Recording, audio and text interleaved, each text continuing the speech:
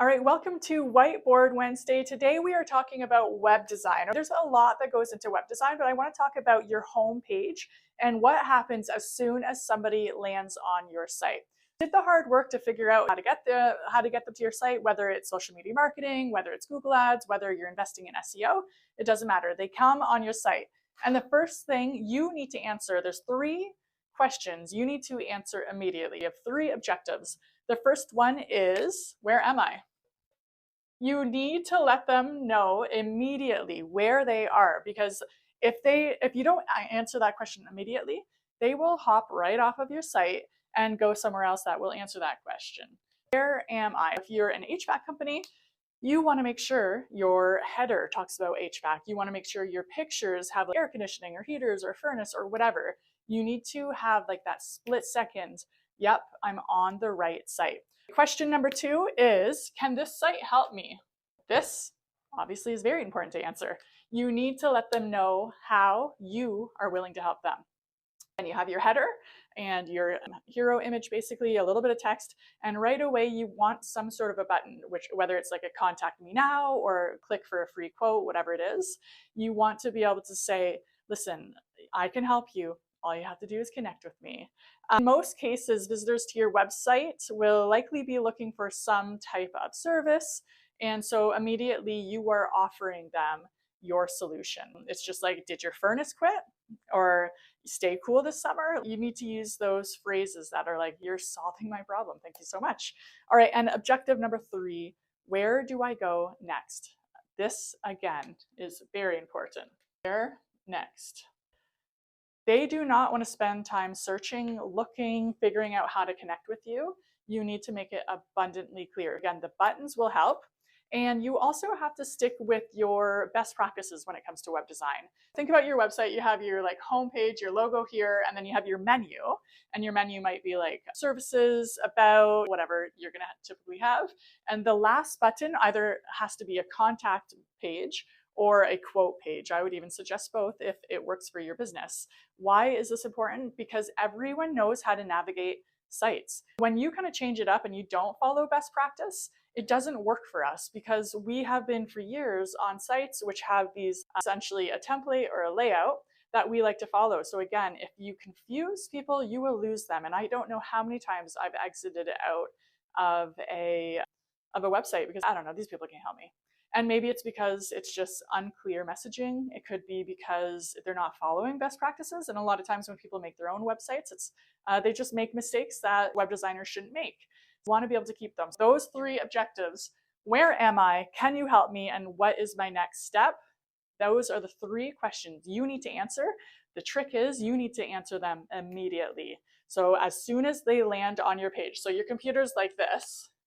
So that's your computer. These are your keyboards. And so you'll have your logo, your menu, and then here's your hero image and your text. They might not scroll down. If you're not answering, they're not searching, they're not scrolling down. This is the page they're immediately looking at and seeing, hey, does this work for me? As soon as they click on your site, don't ask them to do anything else. Don't ask them to scroll. Don't ask them to go to page 2. Don't ask them anything. You answer these 3 questions immediately. As soon as they jump on your site, it's going to be in there. And again, there are lots of ways to be able to answer this. Let's talk about how do you answer. I kind of touched on it, but let's go a little bit deeper here. Number 1, text. There are a few rules when it comes to texts or content. Do not use industry lingo. And I'm very guilty of this. A lot of times I'll be like, oh, SEO or SMM, which is social media management. SEO is search engine optimization. Well, I know what I mean because I'm in the business. When I talk to my employees, they know what I mean. They're in the business. Or when I talk to my friends in the business, we can use those little acronyms and stuff. We know what each other's talking about. But I'm not reaching them. They are not my target audience. I'm reaching regular people who are just like, I don't know, I need a website. Make sure you have different keywords that people understand, that people are searching for. And there's maybe a whole other video, a Whiteboard Wednesday video on keyword research. But for now, you just want to make sure you're speaking plain language that connects to the individual. You're asking yourself, why are they on my site? Well, I offer heating and cooling solutions. That's what you're going to be talking about. The next thing, which I talked about, pictures or photos. These are great because our brain processes pictures quicker than we process words. So if you, again, let's keep with this HVAC example. If you're an HVAC company, you want your images to be very, very clear. Now, what is not clear for someone who's not in HVAC? A picture of the inside of an air conditioner. Never have seen that before. Never will see it. Don't really care at all. What's clear? People sitting cozy on a couch with a fireplace in the background.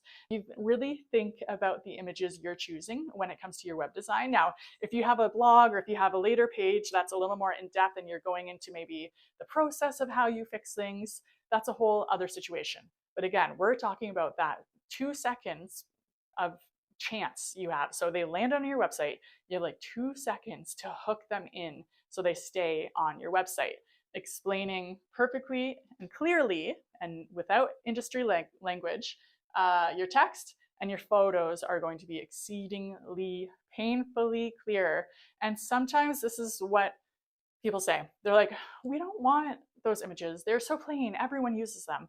Well, everyone uses them for a reason. And again, all the websites we're always on, whether it's Amazon, whether it's Adidas, whether it's like these billion-dollar companies, they're training us how to use websites. And when we go to a regular local business website, we still expect them to follow those rules.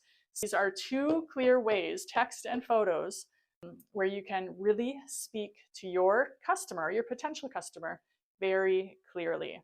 All right, so that sums up this Whiteboard Wednesday video. So